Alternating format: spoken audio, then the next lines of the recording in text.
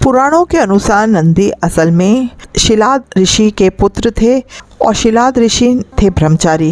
दरअसल हुआ यूं कि ब्रह्मचारी व्रत का पालन करते करते शिलाद ऋषि के मन में एक भय बैठ गया।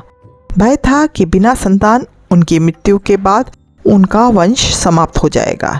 इसलिए उन्होंने अपने वंश को आगे बढ़ाने के लिए एक बच्चा गोद लेने का मन बनाया। मन तो ऋषि शिलाद ने बना लिया, लेकिन दुविधा यह थी कि ऋषि ऐसे बालक को गोद लेना चाहते थे जिस पर भगवान शिव की असीम कृपा हो। अब ऐसा बालक ढूंढने से भी मिलना मुश्किल था, तो ऋषि भगवान की घोर तपस्या में लीन हो गए। लंबे समय तक तप करने के बाद भी उन्हें इसका कोई फल प्राप्त नहीं हुआ। ऐसे में ऋषि शिलाद ने अपनी तपस्या को और भी कठोर कर दिया।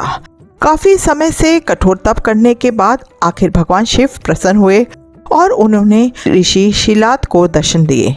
भगवान शिव ने शिलाद ऋषि से कहा, मांगो, क्या वर मांगना चाहते हो। ऋषि शिलाद ने अपनी कामना भगवान शिव से जाहिर की। भगवान शिव ने शिलाद को पुत्र का आशीर्वाद दिया और वहां से चले गए। अगले ही दिन जब ऋषि शिलाद पास के खेत से गुजर रहे थे तो उन्हें वहां एक नवजात बच्चा मिला। बच्चे का मुख बेहद ही मनमोहक और लुभावना था। ऋषि बच्चे को देखकर बहुत खुश हुए और यह सोचकर इधर उधर देखने लगे कि इतने प्यारे बच्चे को इस हाल में यहाँ छोड़कर कौन चला गया। तभी भगवान शिव की आवाज़ आई और उन्होंने कहा, शिलाद, यही है तुम्हारा पुत्र।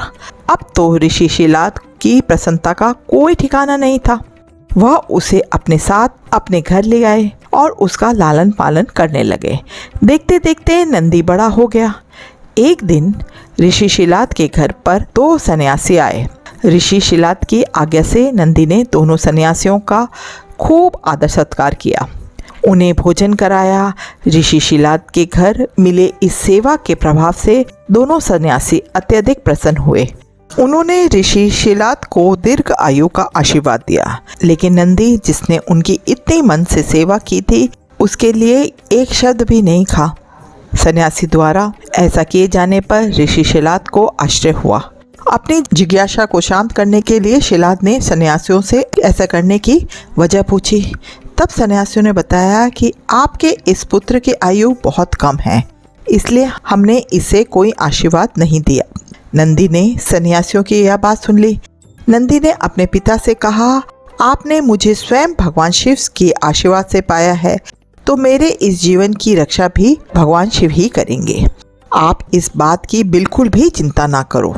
इतना कहते हुए नंदी भगवान शिव की आराधना में लग जाता है। अपने पिता की तरह ही नंदी ने भी भगवान शिव को प्रसन्न करने के लिए कठोर तप किया। फलस्वरूप भगवान शिव प्रसन्न हुए और नंदी को बैल का मुख देखकर अपना सबसे प्रिय और वाहक बनाया। इस प्रकार नंदी भगवान शिव का सबसे प्रिय वाहन बने और समाज में उन्हें पूजनीय स्थान भी मिला। यही वजह है कि भगवान शिव की आराधना से पूर्व उनके प्रिय नंदी की पूजा की जाती है। यदि आपको वीडियो पसंद आया हो तो प्लीज़ वीडियो को लाइक एंड शेयर करें। चैनल पे नए हैं तो चैनल को सब्सक्राइब करें।